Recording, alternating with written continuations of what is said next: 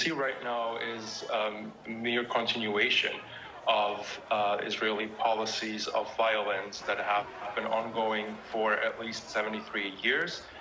Currently, there is another surge of attacks on Gaza, where Palestinians have been living under a siege of Israel. And then, of course, there are uprisings all over 48 Palestine and the West Bank, as well as East Jerusalem. People are protesting against this structural racism that they have been confronted with for decades. The reaction is in some ways similar to the way it was in 2014 during the last Israeli war on Gaza. There is oftentimes a reframing by the international community, in particular by Western governments, of this settler colonial violence and indigenous resistance into an alleged diplomatic conflict. So what we hear these days, again, is a reinforcement of these tropes of a peace talks, two-state solution, and so on, and framing the current situation as a conflict or as a clash between two countries or between two different forces. And oftentimes this rhetoric reinforces the idea that there's a parity of power that there isn't. And it's very important to remember that Israel is a settler colonial project that was built on and in Palestine and not a sovereign state alongside it.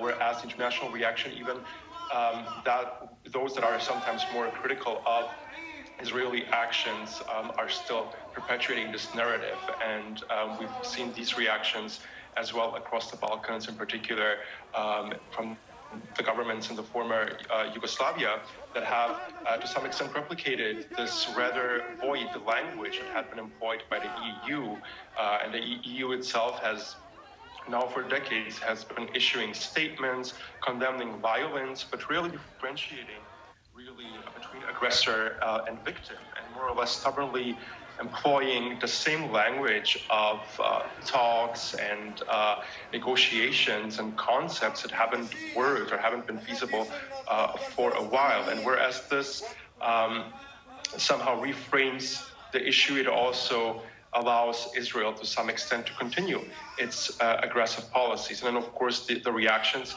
from within the countries in the former Yugoslavia, from an official side, have mostly been in line with these Western dynamics that we see.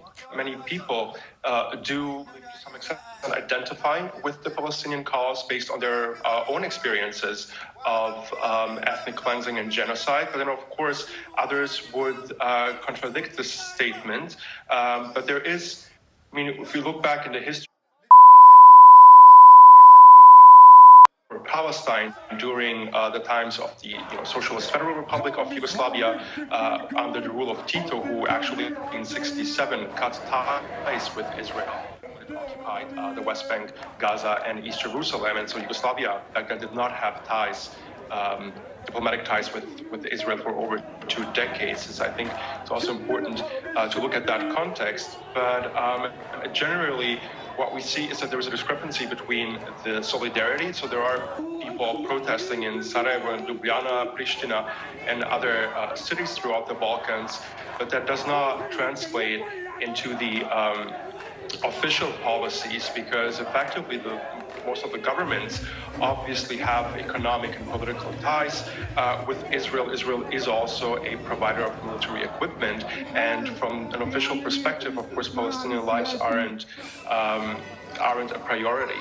Keep in mind that the situation in Palestine has never been an ethnic or religious conflict, which is the way that it is sometimes unfortunately represented in the West. It is a struggle of a settler colonial movement and an indigenous population. But of course, it has been exploited from different sides. And in particular, if you look at right-wing extremism, particularly in Europe, there are different right-wing and far-right movements and extremists that actually support Israel, that somehow see Zionism and the racist ideology behind it as a successful model, the way it was implemented by Israel for policies of apartheid, of racist oppression, and so on. So in many ways, the situation in Palestine and Israel has worked as a way for people in other parts of the world for their identity making, but it needs to be seen whether how the situation will develop. But we'd also like to stress that Palestinians, Palestinian protesters and civil society organizations have repeatedly stressed that their struggle is not against Jews, that their struggle is against the occupation and against the oppression, and it's a struggle for human rights and not for some ethnic or religious claims in particular. Of course, when we see the protests that have been taking place in the Balkans, it shows that there is solidarity. However, still, I think from the official side, because many of these now smaller and less internationally less significant countries do oftentimes tie their foreign policy to that of the European Union or of the United States. So the question really is whether there is a will from official sides to promote a pro-Palestinian perspective, which seems rather unlikely. And as long as the United States and the European Union continue their current stance, I do not see how there could possibly be a shift in the official rhetoric amongst the governments in the former Yugoslavia. As we see, even today, over 2 decades after the wars in the Balkans, there are still many issues that are unsolved. But of course, the difference here is that the wars in the Balkans were treated within the frameworks of international law and criminal justice to some extent. That, of course, is not the case in Palestine.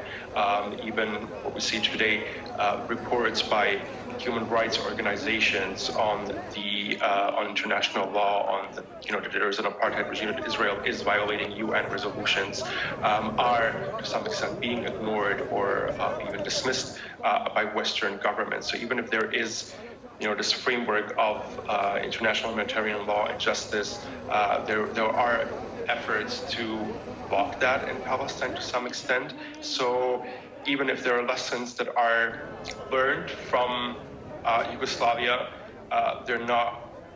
we do not see the same approach toward Palestine, unfortunately.